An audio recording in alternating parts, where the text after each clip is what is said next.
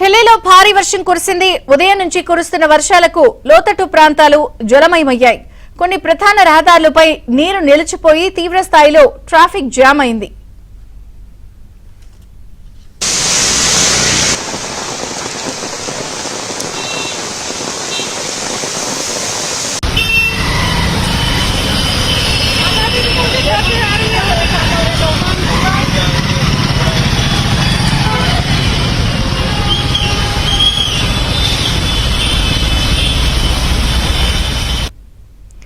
సఫ్దర్జంగ్ ప్రాంతంలో 15 మిల్లీమీటర్ల వర్షపాతం నమోదు అవగా పలు ప్రాంతాల్లో రికార్డు స్థాయిలో వర్షపాతం నమోదైంది.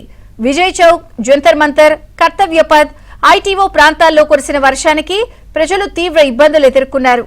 ఢిల్లీలోని పలు ప్రాంతాల్లో ఉరుములు, మెరుపులతో కూడిన భారీ వర్షాలు కురిసే అవకాశం ఉందని ఐఎండీ హెచ్చరించింది.